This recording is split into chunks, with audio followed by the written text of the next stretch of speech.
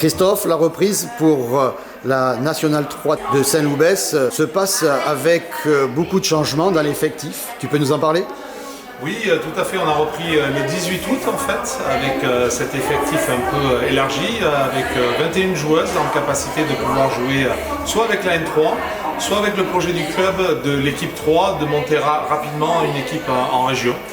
Donc il y aura sûrement pas mal de rotation là-dessus.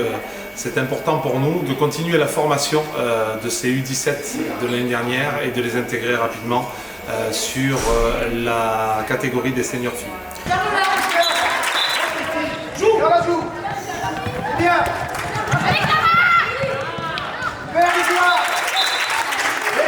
Oui, parce que sur ton effectif de 21 filles, il y a à peu près un tiers de U17 de l'année dernière. Donc les troisième année, U18 cette année. Exactement, même je dirais 40% en effet de filles et une partie qui est montée directement et les polices notamment en N1 aussi. Le projet du club, c'est vraiment de la formation et continuer la formation donc, de ces filles-là et les intégrer rapidement donc, sur ce groupe déjà consolidé de l'année dernière d'une dizaine de filles de N3 et de continuer en fait, le parcours qu'on a pu réaliser l'année dernière. Sachant que sur ces filles-là qui étaient cadres l'année dernière de N3, certaines ont rejoint la N1. Certaines filles, en effet, ont rejoint la N1, tout à fait, directement. La plupart sont polistes. Et d'autres font partie du groupe d'entraînement élargi.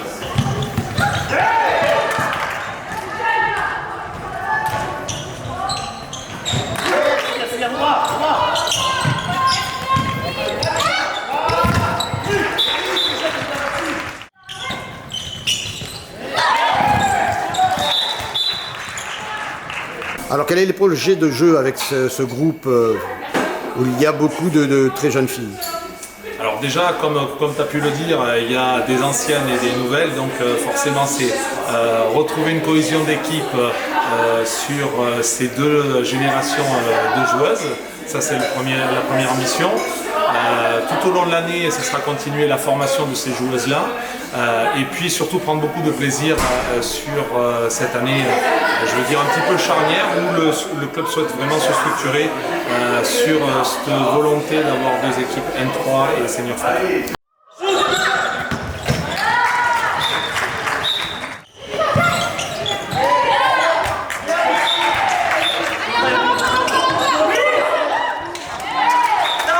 Tu les fais travailler sur quoi pendant cette préparation?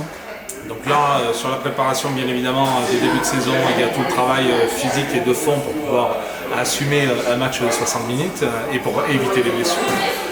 Et en termes ensuite de cohésion d'équipe et de travail, on est plutôt sur une volonté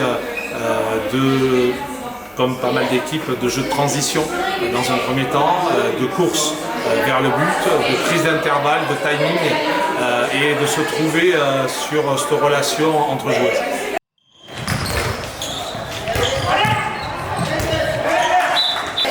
Quels sont les objectifs sportifs? Alors l'objectif numéro 1, c'est que toutes les filles prennent du plaisir et évoluent positivement et progressent individuellement et collectivement. Ça c'est l'objectif numéro 1. Si tu parles d'un objectif ensuite de positionnement dans le championnat, on n'en a pas de particulier. L'année dernière, je crois qu'on a fini de mémoire 7e. Cette année, si on est dans le top 5, ça sera très bien.